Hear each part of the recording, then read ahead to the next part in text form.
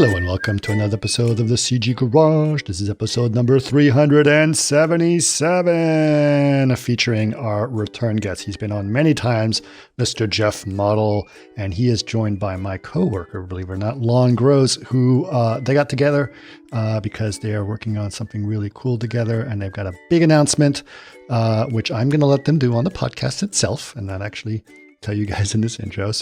But I'm very excited about it. Like I said, I've known Jeff for over 20 years, and obviously Lon and I have been working very closely at Chaos together, and we know each other very well as well.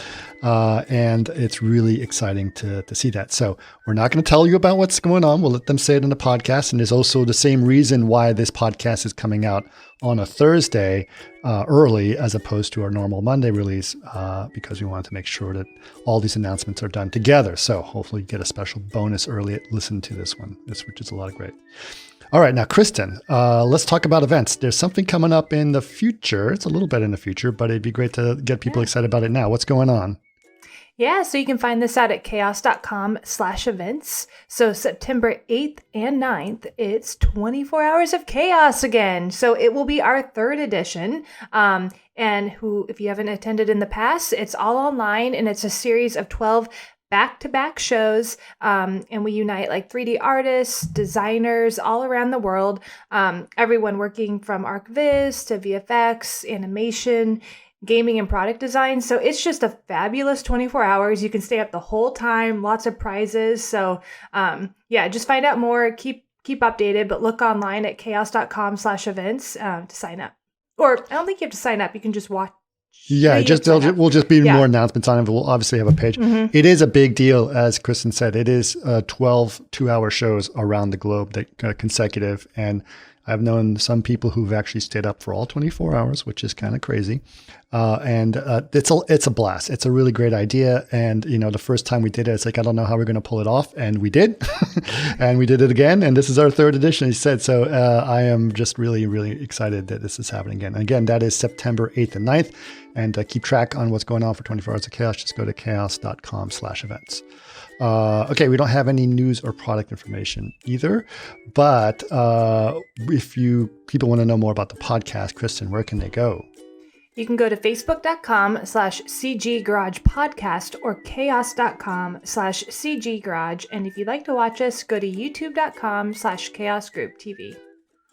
Perfect. And if you guys have other ideas, questions, or comments about the podcast, don't forget to email us. labs@chaos.com is our email. All right. But with that, please enjoy this incredible podcast with Mr. Jeff Mottle and Lon Grohs.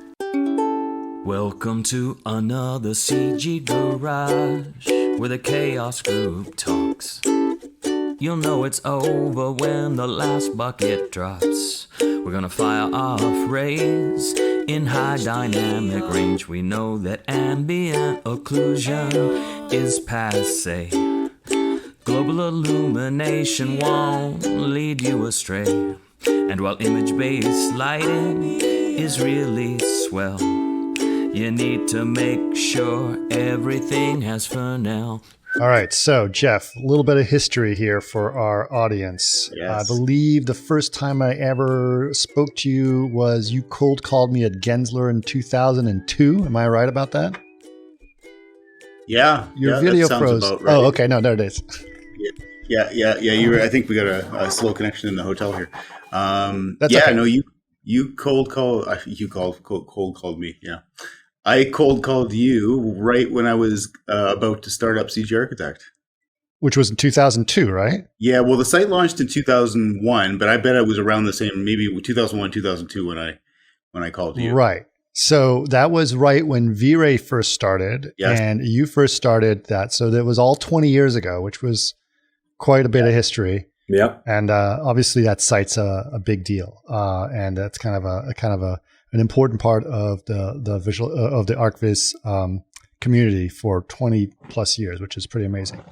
Another interesting little piece of history is that you invited me to be a speaker at the VizMasters conference in San Diego of 2007. Am I correct about that? Yeah, it sounds about right. We did 3 of those events. Yep. They were the first ArcViz events in the industry, other than, probably the ASAI. Yeah. That, was kind of came before that. But in terms of a digital event, yeah, definitely. The VizMasters event was the first. And that, I believe, was the first time I ever met Lon. That's right. San Diego 2007. Yeah, which was an epic SIGGRAPH and VizMasters as well. So it was quite a fun trip. So tell us a little bit, first of all, we should let people know why the two of you are together. Where are you guys, and why are you guys hanging out right now? So we are in Banff, Canada, which is a mountain resort in the Canadian Rockies, about an hour west of Calgary. And it is beautiful here. It is my first time here, and it is gorgeous. I might not leave. Yeah, it's one of the most beautiful places on the planet, I believe. I could say that easily. And of all the time that I've known Jeff, and of all the places that we've seen each other, which is now 21 or 20 or 21 places in the world, I'd never made it up to Calgary. I never made it up to the Colorado Rockies. So this is the first time that we get to add that to our list. Nice. That's awesome. Okay, so why are you guys hanging out in Calgary? I mean, Calgary and Banff. Banff, yeah. So going to be a bit of a surprise for everybody in the community, but CGarchitect is joining the Chaos family. Nice. Yeah. Okay. So let's explain that a little. Let's dissect that a little bit. Why is this happening from your perspective, Jeff? And then Lon, tell us a little bit about what your thoughts are about it as well. Yeah. So, I mean, for me, this has been, this August will be 21 years ago that I started CGarchitect. And I like to think in that time I was able to do a lot of cool stuff and help the industry in many ways. But, I think the last few years, I think about, what other things I might like to do with my career. I've been super, super fortunate to have met everybody that I have and have done the things that I have done with CGarchitect, but there's some other things I wanted to do. So, I felt like it was time for me to do something that, for me, I guess, rather than the community. I'm still super passionate about community, and, I probably as we dig into where I'm going next, that will kind of segue into that. But this was really just, I needed a change. I needed a new challenge, and I wanted to try to help the community in a much bigger, broader way than I ever could with CGarchitect. Yeah, that's very exciting and very cool. And we'll get into. I think I'm sure people who know you would like to know what you're up to next. But then, so Lon, tell us a little bit about Chaos.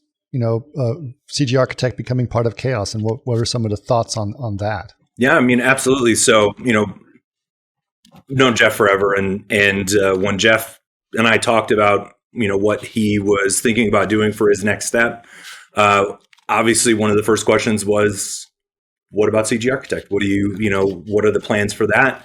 And it turns out that for Jeff to take the next step that he did, he said that he was looking to find somebody who could take over CGarchitect and run the business from there. And we started some conversations. We said, well, absolutely, this is something that Chaos has been involved in since the very beginning, Sure. in a number of different ways, whether it's, supporting competitions or advertising or the 3D awards, et cetera. But it's certainly been a community and an audience that, we love and want to support. So we said, let's figure out how we can maybe find a way for Chaos to take over. And we got those conversations, started a few months back to see where that might go. And here we are now, where it's official. It's officially part of Chaos now. Yeah, it's interesting because obviously Chaos has been growing like crazy, as a lot of people have been knowing. We've merged with some other companies like Enscape and Celindo and all those things, But this feels very different because this is Jeff, man. It is different. Yeah. This is Jeff. This is our old buddy. We've known Jeff for forever, and it's kind of amazing to sort of have that relationship with him now. So, and to be able to do it, I hopefully, like you said, Jeff. I mean, you've known Lon forever, so I think you feel pretty confident that your baby's going to be in good hands. Yeah, so it's interesting because people may say like, oh, it's Chaos taking over, another company taking over, but in reality, Chaos has been part of CG Architect almost since day one. I mean, I've known Lon, I think, for maybe close to 20 years. He was the one that invited me to my very first speaking engagement in Boston as part of CG Architect. And then, I, as a production artist, I was used after kind of Lightscape retired and was acquired. We moved over to V-Ray in those first versions. So I was using V-Ray as an artist. And then I went to go work for ArcVision to help kind of transition a project that they were doing there. And we were resellers of Chaos. So I spent 4 years managing the Chaos reseller business. So I was intimately involved with Chaos then. And then when I decided I was going to do CG Architect full time, Chaos also continued to be a partner of CG Architect, not only allowing us to be a reseller, but also in all the, like as Lon said, like all the competitions that we did and all the different projects that we worked on together. So Chaos has really been a core supporter of CG Architect from almost day one. So I think it's kind of cool that it's a long time partner that I've been working with, but then also Lon, one of my close friends, is actually going to take it over for me. We joked years ago. We'll probably go into the story of the Chico Hot Springs, maybe a little bit later. I remember that story. But even back then, we were joking that one day we'll work together. Because he was working at Neoscape and I was working for different companies. And so in some weird twisted way, we kind of end up working together. So it's kind of a cool closed circle. Yeah, and part of the reason I'm here is because I got to learn how to fly the plane while it's still in the air.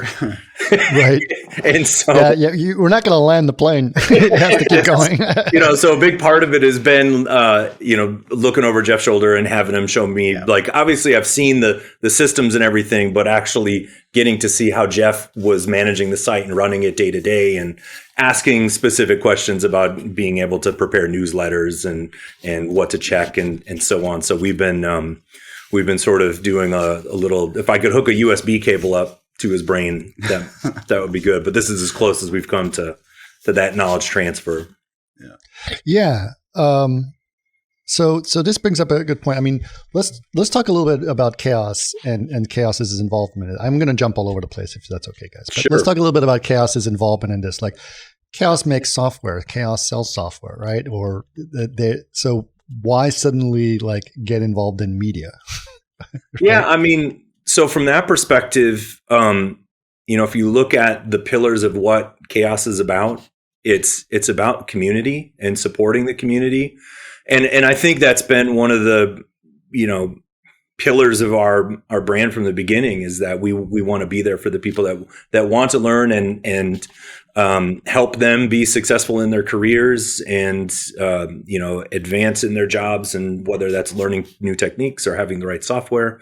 And so really this is about making sure that core community of architectural visualization artists and specialists and, potentially students and educators and so on continue to have everything that they need, a platform to share their images and promote their artwork and get noticed and get recognition, build their portfolio so that they can go out and apply for jobs. The CG Architect is a full recruitment platform, which is amazing. So studios can go after, top talent in the industry and manage the whole hiring process through there. So really, CG Architect has become this interesting combination of, it's somewhat like Behance, Adobe's Behance for sharing portfolio work and images. It's a little bit like Medium for being able to post articles, news, blogs, and so on, to have a place where people can share their tips and tricks. And then it's a little bit like LinkedIn for, ArcViz, for people to be able to find jobs or, search for jobs or post jobs. And so we thought this is an amazing combination of really great resources. And so our idea is, for the moment, we want to continue to, keep providing those things that Jeff had been providing all along, but hopefully we'll be able to now take things even further with our team that, works quite a bit on being able to, run events and host community endeavors and so on. Yeah. I mean, so when it was about, don't know, maybe 9 months ago or so when I kind of made the decision that, I think I wanted to try something new now. It was really important to me that if I ended up selling CGarchitect, first and foremost, it had to be somebody that understood and cared about the community. I mean, I spent, the vast majority of my career trying to help the industry. So I wasn't just going to pass it off to anybody. I had multiple offers, but I chose Chaos Group because, they've always been committed to community. You can tell in just the way that they've interacted with the artists and the way that on the forums they provide support. And I think it just made perfect sense. They've been a partner of mine, and I've known Lon forever. So yeah, and I think too the other thing that was important is CGarchitect from day one has only ever been me. There's been other people that I've brought on board as consultants to help me out with development and that sort of thing, but there's only so much that I can do on my own. And there were a lot of other things I really wanted to do for the community, but without the resources of someone like Chaos that has marketing teams and all of the tools at their disposal to do more, I was never going to be able to do that on my own. So I think with Chaos behind the wheel now, there's going to be a ton more stuff that will be able to be done that I just never would have been able to do. Yeah. Yeah. It's interesting. I was just a little quick side story. I don't know if people notice, but just to sort of tie all the pieces together, back around 2005, 2006, I was writing these Gnomon DVD tutorials, and they were Gnomon was not sure they would sell well because Alex Alvarez didn't think that Max users were not many big users. And I said, no, it's going to do well. And I was like, but it's going to be on V-Ray specifically. And he's like, okay, well, we'll try it out. Whatever. Well, it turns out it was one of the number one selling DVDs out there that Gnomon had. And one of the big reasons for that is actually because of Jeff. Jeff was a reseller of V-Ray, and he came up with a brilliant idea with his reselling that he would give away a free DVD of training DVD for people to learn V-Ray, because he would take that out of his profits that he would make for the sale, and he would give away these DVDs to people to get as part of the sale. And he sold a ton of licenses of V-Ray and a ton of DVDs, and I made a lot of money on royalties thanks to Jeff's brilliant marketing strategy.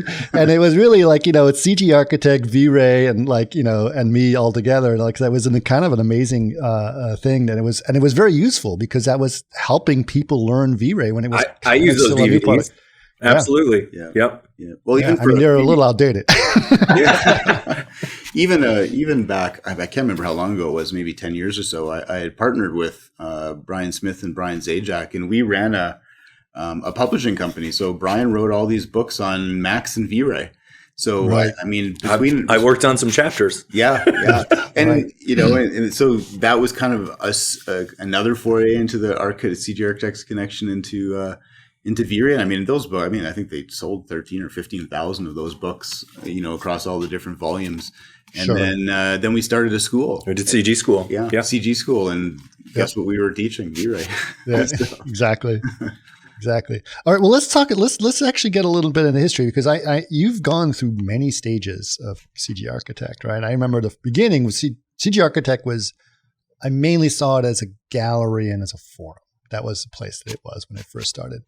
And then I remember also, like, not that long ago, you're like, I'm starting over. I've got a whole new idea of what this is going to be like. It's starting from scratch. So, like, it's gone through different versions. Tell people a little bit about over 20 years, what are some of the evolutions that you've seen, and what were you reacting to? What did you see changing in the industry that stimulated those changes to the site? Like, how has the site changed, and how has the industry changed over 20 years of architecture visualization? So, it's kind of funny because CGarchitect was never started with the intention of it being a business. Right. I was working in production. I had been doing that for 6 or 7 years. We were using Lightscape, and I was kind of getting bored, doing the same thing for 7 years. And I was kind of looking for what are next steps. And, all the people I knew in the industry, keep in mind, this was back in, late 90s, early 2000s. So the industry was quite small, and there wasn't a lot of connection. There were other VFX and gaming websites out there, but nothing for ArcViz. So really the idea of starting CG Architect was to try to bring together mostly the Lightscape community, because that's what was around at the time. But kind of interestingly, I wanted to have a job board on the site so that when people posted their jobs, I'd see it first and I could apply before anybody else. Brilliant. Brilliant. So I mean, interestingly, every opportunity I've had in my career over the last 20 years has been a direct result of CG Architect, but somewhat ironically, none of it came from the job board. So Right. it was somewhat happenstance, but yeah. So I coded the whole first version of CG Architect, and we did a whole bunch of stuff with that, and then. Trying to think when this must have been 15 years ago. Those of you who know ArtStation probably know the former owner, Leonard Tao. Mm-hmm. He's run and operated most of the major CG websites in over the last 20 years. Mm-hmm. And for a while there, he too was getting bored. So he decided that he was going to go and work with Softimage, and then the Softimage got acquired by Autodesk. So he had a little bit of a stint at Autodesk for a little while, but then he decided he was going to go back and get his degree in computer science, and he started a software development company. And the very first customer of the owner of ArtStation was CG Architect. This is before ArtStation even started. So he programmed the previous version of CG Architect, not the one we launched in 2020, but so he programmed that whole thing from scratch. So really, even the founder of ArtStation had a hand in CG Architect. Mm-hmm. And then in 2020, we relaunched everything from scratch. Literally threw everything out the window. All we kept were the assets and the users, and we created a completely new site that was AI driven and tons of new functionality, with the intent of trying to create some IP and trying to automate a lot of the processes that were really manual and time intensive in the past. I remember that specifically because I remember and it was not in 2020 that you said you were going to do that. I think it was in 2018. It took a couple of years. Yeah. Well, I was probably thinking about it for about 5 years about what I wanted to do. And then in that last year, when I was really pretty solidified on what I wanted to do, I went to London and I met with about 18 different Viz studios over the course of a week and got their feedback on what I wanted to do. And, from that, I even tweaked some of the plans again. And we came back and we spent a year with the development company who, to wrap, even to show how small this industry is, Andre, who's the founder of Trojan Horse Was a Unicorn, he has a development company as well. So they did all the development for this current version of CG Architect. Right. Yeah. Yeah, we're a close-knit community. Almost incestuous. Definitely. But I remember it was actually at THU that you and I were talking, and you're like, I'm starting over. I've been talking about this for too long, and now I'm just going to do it. I'm doing it. So what is changing? Like let's get into some details a little bit about what CG Architect is now and like how it can do it. Like you mentioned, it's a little bit of Medium, it's a little bit of Behance, it's a little bit of LinkedIn, but like what is it? Like what's the AI factor in here? Like what are some of the other things that are happening there? Yeah, so I mean, the main intent of CG Architect from the beginning really was about getting exposure for people in the industry. Whether that was through the job board or them uploading the work that they've done. Everything I've done with CG Architect, has been with the intent of helping the community, grow as an industry, but also help them get the exposure they need to get jobs and be seen and get hired and those sorts of things. So the new site was really just a building on that and building a much, much more robust platform. So, I mean, as Lon alluded to, it's like Behance meets LinkedIn. And it's specifically for, user generated content, right? So users have the ability, just like you do on social media. And in a lot of ways, it's a bit of a social platform, so that they can have access to all the tools that they need to upload and so on. The image gallery is amazing. I mean, it's over 100,000 images now in the gallery. And did our camera? Yeah, did it auto shift or something? Are you guys using NVIDIA Broadcast? No. Jeff has like one of those newfangled cameras that's like, Tries to reframe everything. I think maybe it heard AI and then it decided to take over. That's fine. I'm sure it'll be all right. It'll be fine. Oh, it moves. It moves. Depending on who's talking. Yeah, mine reframes. So if I go here, you see it reframes. There you go. There we go. So now we're back in. I was going to say there's over 100,000 images in the gallery of ArcViz images, which is, I mean, that's got to be the largest collection of images of that type that I can imagine. Mm-hmm. And it attracts about 1,500 images a month that get uploaded there. And so one of the ideas, that Jeff had that I think is brilliant is, with all of this content coming in, you want to figure out a way to sort of feature all of the best work that comes through there. And with that amount of images, where Jeff used to do it by hand, it became sort of impossible to sort of hand curate all of the images through there. So he had this, I think it's a brilliant idea is, well, if you have a large database of images and you feed that into a machine learning algorithm and you put some metrics into what makes a good image, what makes an okay image, what makes a not so good image, you can essentially train the artificial intelligence to kind of self or automatically curate. And so I don't know, do you want to talk a little bit more about that process? Yeah, I mean, it was difficult in the past because you'd have this fire hose of images that would come in, and it's just not scalable for one person or even a team of people to just be checking every image. So, I did a lot of research. In fact, the very last talk I did in London back in February of 2020 was on neuroaesthetics. And I think I read about 2,000 pages of academic research all in this field of using MRI data and medical data to determine what we as humans consider aesthetically pleasing. So, I took a little bit of that on board and some other kind of hypothesis that I had. I had this hypothesis that there was something, underlying universal between a good deal of the images that get uploaded by the community that the community as a whole consider to be aesthetically pleasing. And, how do we extract that? So I didn't know if it would work when I first, threw it out there. But when we did the training with the AI, it did work. I mean, my hypothesis was proven right. And what was really interesting, and of course the AI was never designed to do this, but the year that we launched that year's 3D Awards, I took all of the nominees and winners that were selected by a jury of about 12 judges, industry experts, and I fed those back to the AI just to see how they would score it. And we got anywhere from 60 to, I think, high 80% parity between the AI and the judges. So, it's not perfect, but, evaluating images is not a perfect process because it's subjective. So, but it does the heavy lifting. And then we rely on, the more social metrics to help push images to the top. Like, what is the community liking? What is the community commenting on? What is the community viewing?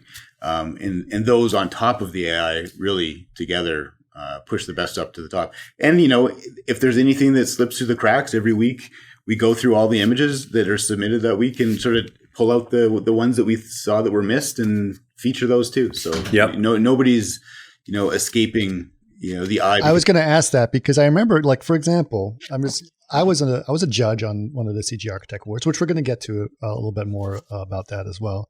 But and I remember very specifically, it was one of those years where I believe it was Paul Nichols who submitted it was his award, and he put out something that was like nothing anyone had ever seen, right?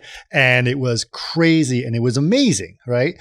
And it was very controversial because a lot of the judges voted for it because it was incredible and it had this incredible look, but it didn't look like traditional ArcViz at all. So I'm wondering if that would have been filtered out because it doesn't look like anything that the AI would have seen. I think it would have still been picked up as aesthetically pleasing, right? And in the same kind of way that, that particular project, is akin to like a Lebbeus Woods type of experience, right? Where there's still something that's, it's closely related to architecture, but then there's the kind of aesthetics and the composition and the, color palette and everything that went along with those images that I think the AI would would pick it up. And like Jeff said too, it's not the only process, right? There still is definitely a manual curation, and actually that's something I'm excited about because I do it all the time. You do it all the time, right?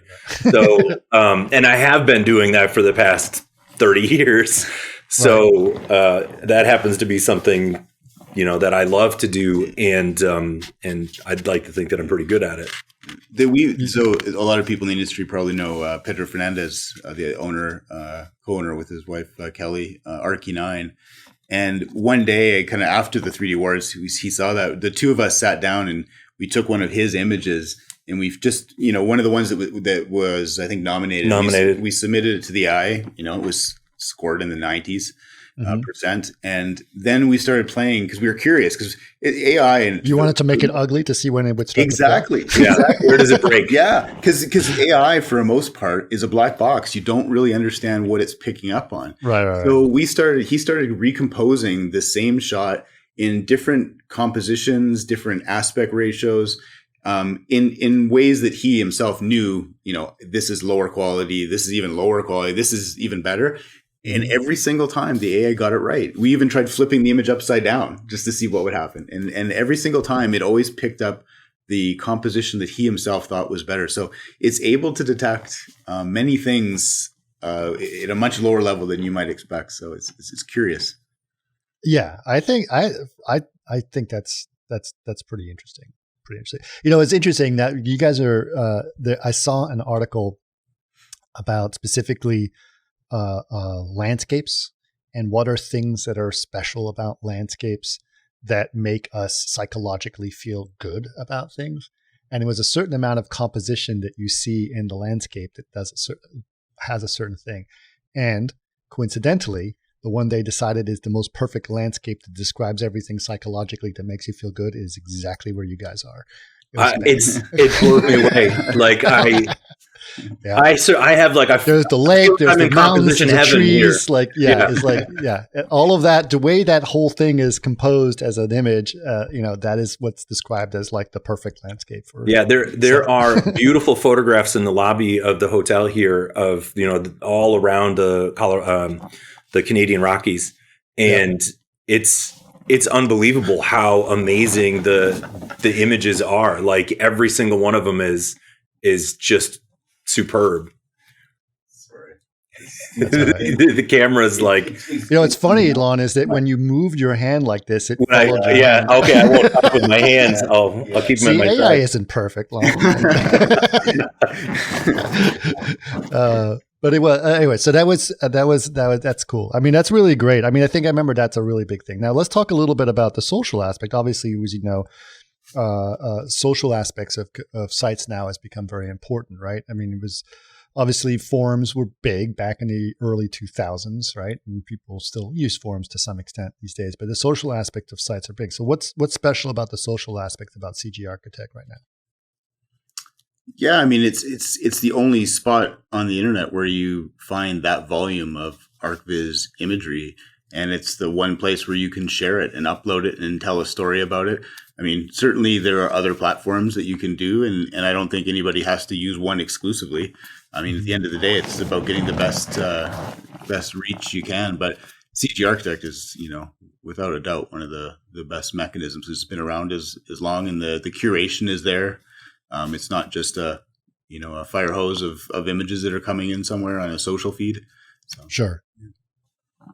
And that's actually one of the things that we have plans, in thinking about what the future of this community could be is we'd like to take that even further with, the promotion of the images out through CGarchitect social channels, showcasing the best renderings or the best of the week, or, when somebody uploads a great tutorial, we want to make sure that we're sharing that across all of those channels so that everyone can benefit from it. So even if they're not seeing it at the site specifically, they can find it on Instagram or Facebook or LinkedIn.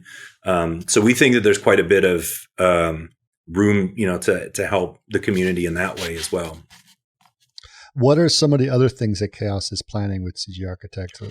Well, I think probably the most exciting thing for the industry is that, for Jeff, when he relaunched the site in 2020 to kind of recoup the expenses and to keep the operating costs going and so on. And as a sole proprietor on the business, he introduced the subscriptions to being able to access the pro and recruitment features, which to me are some of the most amazing features of the site. The ability to do AI searches and, all of the advanced storytelling tools that you have, the full job posting platform and the hiring CRM. We're making all of that free. So all of the accounts, that people Nice. had for pro and recruiter accounts, we're going to give everybody access to all of that full suite of tools, for no cost. We want to attract anyone and everyone that, has a passion for ArcViz or even is just interested and wants to figure out more. We want to be able to give them the ability to tap into all of those resources without any barriers to entry. So I think that's one of the most exciting kind of first steps in all of this. And it's something that we felt was, really important for the community. Yeah, for sure. And, another thing that was important in the community that Jeff was very personally involved with was things like that they would, CGarchitect would be a big proponent of specific events that was going on. That was always CGarchitect was always, a big part of D2, for example, and the CGarchitect Awards as well. So are we still planning on keeping those events going and the awards going and all of that? Yeah, I mean, the absolute easy short answer is yes. Like we want to continue to keep the CGarchitect 3D Awards going as they have in the past. We still want to be able to have CGarchitect have a presence at industry, meetups and events like D2 and Total Chaos and, other places out there. So we really want to keep all of that going. We also want to keep going with the industry surveys and some of those things that we felt helped people out. And one of the things that we're thinking about doing is when we do the industry surveys, when we poll the users of CGarchitect, we may just put out the raw data, right? So that it's literally just there for people to to have and draw their conclusions from it. But absolutely. In fact, one of the things that I've been asking Jeff while we're here in Banff is, when do you start the CGarchitect Awards? Like, how soon do we need to get that going? Right. Short answer is pretty soon, that we need to kind of get all of our ducks in a row on it. And we're actually going to we're not changing the format on it at all, but going back to that, making the community free. Prior to this, there were sponsorships and things like that you had to negotiate that included advertising deals and so on. And we still want to work with all of our strategic partners, all of the community partners that love and support this audience. We want to continue to work with them to help support the 3D Awards. So we'll be reaching out and trying to get that kicked off. I think it'll return to maybe the way it was even maybe 5 years ago or 6 years ago, where it was mostly about working with other companies in the community that wanted to offer free prizes. So we're not necessarily going to be looking for monetary donations to this, but it could be a free license of whatever piece of software would be good for ArcViz. Right. That's really great. What is the size of the community you've been able to grow over these years, Jeff? Yeah, so I mean, having done so much market research over the years, I mean, I don't think anybody has the number, but kind of the one that we were using as the basis of our calculations for market size was around 250,000, somewhere in there of professionals. Huge. Yeah. That's amazing. And it seems to be growing, right? It's the interest in the to the profession. It seems to be growing. Visualization has really become democratized over the last 10 years, and it's only becoming more so. The tools are becoming easier to use, and more people involved in the design process are able to somehow be involved in visualization. Maybe it's not the highest fidelity visualization, but it doesn't necessarily always have to be. But there's way more people that are involved, using all these tools, and the tools are getting easier, and there's tools out there that are meant to address ease of use workflows like an Enscape, for example. Yeah, exactly. Or, if a high-end marketing studio needs to do that super high-res final frame render, then, you can do the offline rendering and still achieve that too. So there's many different facets, but for sure the one trend I've seen is just the democratization. And I think that is going to change a lot of things in the industry, but at the same time, it makes it grow. Yeah. Another thing that was interesting is that you used to put out a report every year about the industry, right? And that report would basically be like, use cases of different software platforms or things of that nature, and just sort of industry trends over the years and seeing how those have changed or not changed. So is that report, Lon, you still plan on putting out that report and having that work? And how does that, since we'll make some of the software that's involved in that. How do you? Yeah, I mean, so it's a good question because it comes up, a bit, and we'd like to think that we can be trusted by the community implicitly on that. Yeah, however, because a lot of very high-end people and big people in the industry and big companies look at that report very, very diligently, right? And that's what I was saying too when we plan on continuing to do the survey and getting the data and maybe make that data open to the community. Yeah. And we think, because part of the report is, looking at it through a specific lens. And we want to be a little bit careful about how we do that because we don't want anybody to think that we're sort of putting it through our bias, right? So we want to make sure that people have what they feel is, unbiased data that they can draw conclusions from. We can still put together, graphics of what the numbers represent and what people said as the raw data from the survey. But I'm not sure that we'll add on, to the narrative from there. Right. Okay. Jeff, now that you're sort of, parting ways with this, tell me what your thoughts are. Like, where do you think architecture visualization is going? Obviously, since when I started in architecture visualization, there was no real ArcViz business. It was just some crazy guy who was really into rendering at an office who would be a specialist, and that was about it. But now, obviously, it's a big business beyond even architecture, and it's a sort of a different branch of the business. What is your thoughts about where the industry is going to go, and what do you think is going to happen with architecture visualization in the next 20 years? Yeah. It's a good question. I think, kind of going back to what I was just saying, because it's been democratized so much, you have a lot more people that are involved in this process. But, if it changes the industry, it dramatically changes the industry. I don't think that there's a space for companies. Well, there'll always be a space. Let me correct myself. There'll always be a space for the typical visualization studio, but I think that's going to diminish significantly.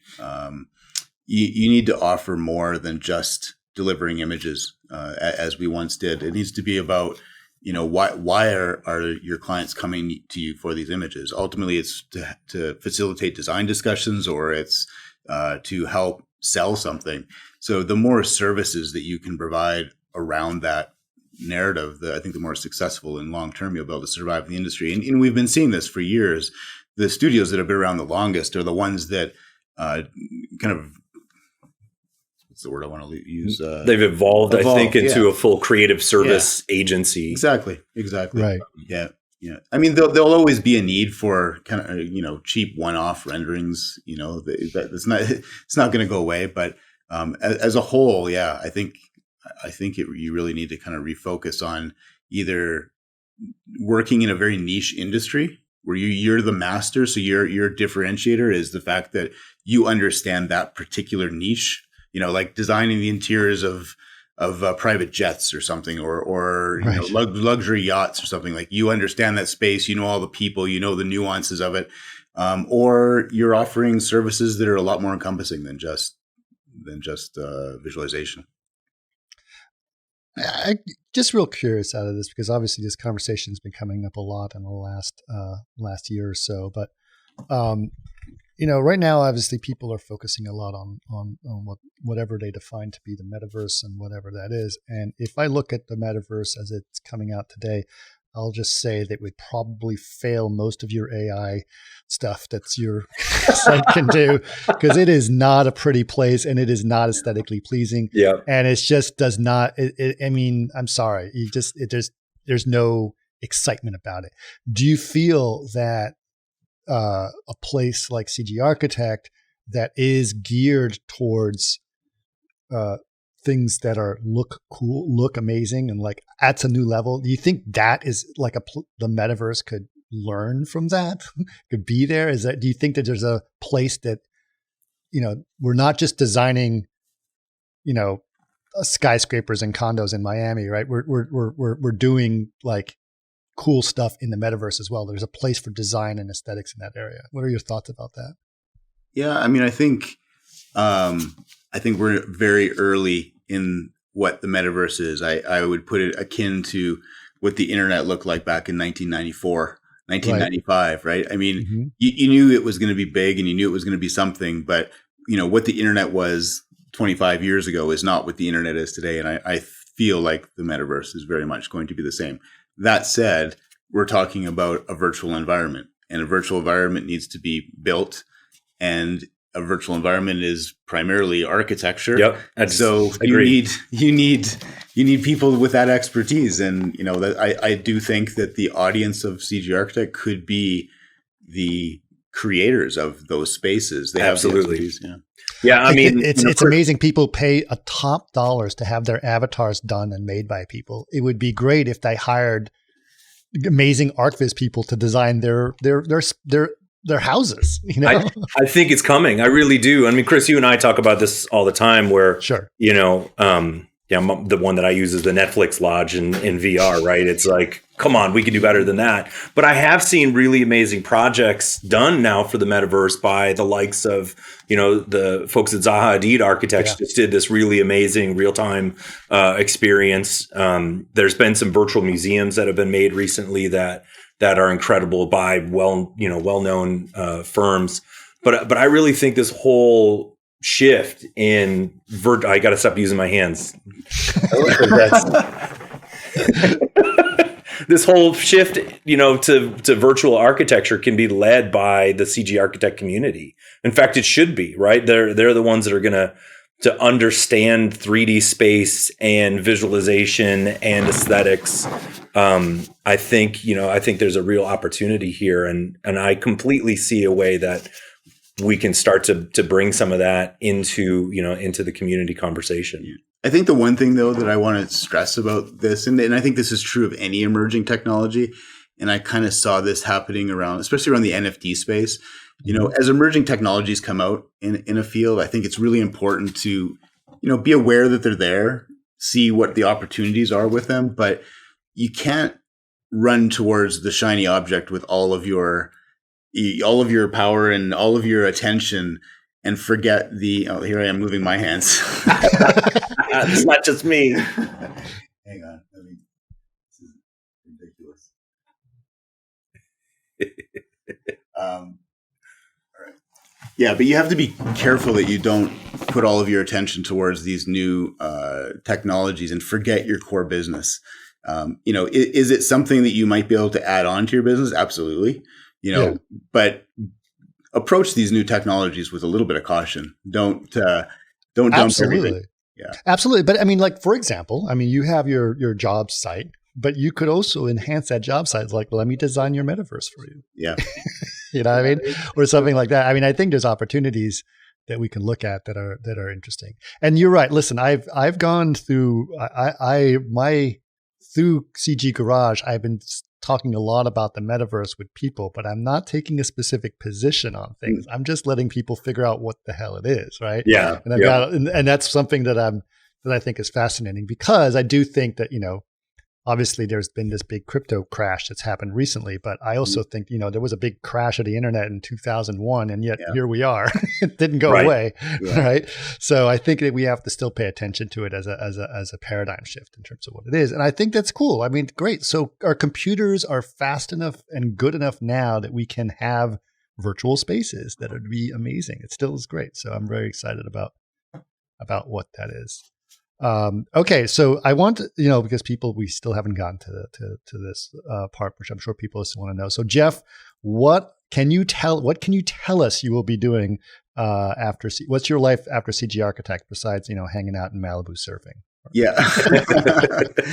Yeah. So, one of the things that and this has been true of my career always, I always seek out new and interesting projects. Even when I worked for visualizations companies, I always found myself on the special project because, I'd do something for 6 months and I'd be like, all right, what's new? What's the next cool thing I could do? So that's been true of most of my career. And CGarchitect has really been the first time where, 20 years, my full attention almost was on that because there were so many cool and interesting things that could be done. And I feel like I've tried everything I wanted to try. Some succeeded, some didn't. Some, were really helpful to the industry. But, now I'm looking at, what other things can I do in the last years before I retire? How else can I help the community? So I reached out to a friend of mine and said, this was probably almost a year ago now. I'm thinking of maybe making a move. What do you think? Mm-hmm. And that conversation on a Monday led to a discussion on a Friday, and 6 months later, I was offered a position at NVIDIA. I would say a once in a career opportunity that I couldn't turn down. So I took it and I'm super excited to be there. So my role at NVIDIA right now is in the developer relations org of NVIDIA. And I am managing all of the major rendering companies, most of the major rendering companies, everybody from Chaos. So again, tie Still back have meetings with Jeff every week. Yep. So Chaos and Maxon and Redshift and all these different studios in the world, and all of our internal development and marketing teams. And I'm also, as of last week, will also be also on the developer relations side, managing the AEC side of the industry. So coming up with strategies for NVIDIA to be able to work within the AEC space. Okay, now on a personal question right now, because I have a good relationship with NVIDIA for years as well, and our good friend John Eisen is retiring, as you know. So this is something that's happening. This is part of the reason you're coming on board. And John always got me some of the best video cards to test it. And I just want to know, are we really good friends, John? Because I want to make sure that I still have that, because it was quite a privilege, and it's definitely some bragging rights. But so I can tell you this: on a meeting last week, we had a call and we were discussing that exact topic, and you were top of the list. So still make it. Okay, good. Yeah, because I do a lot of cool stuff in the cars, and I love kicking the tires on these GPUs, and it makes a huge difference to sort of see what that can do. And so I know I've obviously been a huge fan of the power of the GPU, and I still strongly believe in that. So I'm excited. I'm excited that what was worrying to me is like, oh, John's going to retire. It's going to be really hard. It's like, oh, Jeff's taking over. That's going to be easy. That's going to be great. So it's really cool. I mean, for those who don't know, John, he's been in the industry for a long time, and he even worked with Steve Jobs for a while there in his career. Mm-hmm. So it's very humbling to step into shoes that big. But he's been an amazing mentor for the last few months. He's going to be around for another few more months before he literally sails off into the sunset on his boat. Mm-hmm. But yeah, no, he's been an amazing mentor to me, and has helped introduce me to NVIDIA and all of the ISVs that I'm working with. So I mean, I've wanted to actually have John on the podcast, but he shies away from it. I think he's actually fairly shy in some ways, and very humble for the amazing career that he had.